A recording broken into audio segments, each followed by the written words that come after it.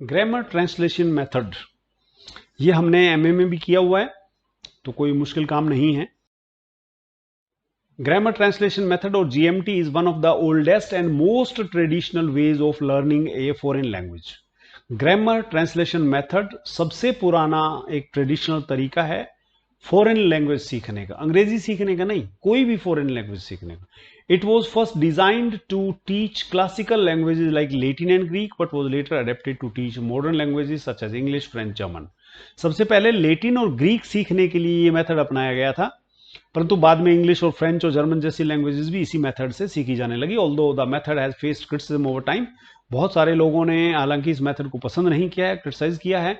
Still it is used in many parts of the world, दुनिया के बहुत सारे देशों में इसका इस्तेमाल आज भी हो रहा है। ग्रामर सिखाइए, ट्रांसलेशन सिखाइए, बंदे को लैंग्वेज आ जाएगी। स्पेशली स्कूल्स और settings where reading and writing are given more importance than speaking and listening.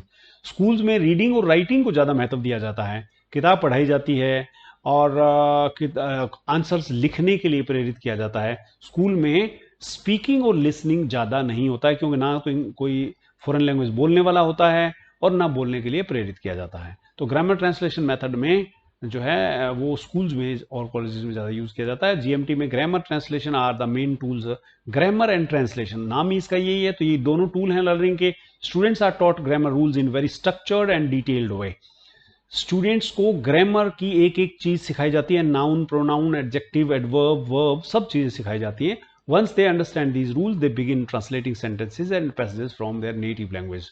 जब वो ये सीख जाते हैं तो अपनी नेटिव भाषा के जो उस नेटिव भाषा में लिखे हुए सेंटेंसेस को फॉरेन लैंग्वेज में ट्रांसलेट करने लगते हैं एंड वाइस वर्सा, और फॉरेन की चीज जो है उसको अपनी नेटिव भाषा में ट्रांसलेट करने लगते हैं। This helps them learn the structure of sentences, इससे उनको सेंटेंस स्ट्रक्चर आ जाता है ना। हमारे स्कूल टाइम में हमें छोटे छोटे सेंटेंसेस, भारत एक महान देश है, इसकी अंग्रेजी बनाओ, है ना, वह चला गया, इसकी अंग्रेजी बनाओ, क्या तुम आओगे, इसकी अंग्रेजी बनाओ, इस तरह के छोटे छोटे सेंटेंस लिखवा करके और वो किया जाता था।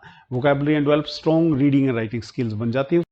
One of the major strengths of this method is focus on accuracy. Grammar translation method में ग्रामर की एक्यूरेसी पर जोर रहता है।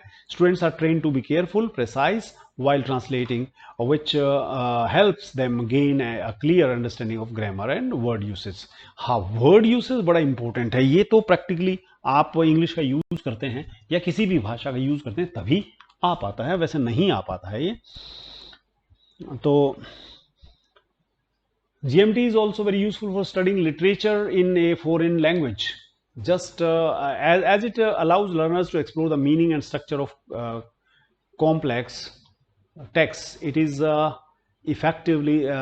especially effective for students preparing for exams that test grammar knowledge and reading comprehension. GMT बहुत useful है literature पढ़ने के लिए भी।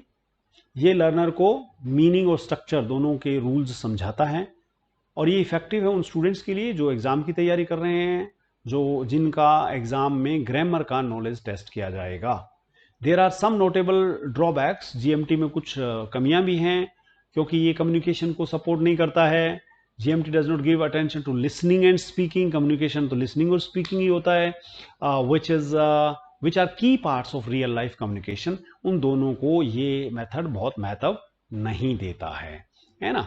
स्पीकिंग एंड लिसनिंग, बाकी तीनों रीडिंग और राइटिंग को ज्यादा महत्व देता है। As a result students may become good at grammar and translation, but they struggle to use language in actual conversations. ये इस GMT मेथड के कारण इंडिया में बहुत सारे इंग्लिश के टीचर इंग्लिश नहीं बोल पाते हैं, लिख लेते हैं, समझ लेते हैं, परंतु बोल नहीं पाते हैं।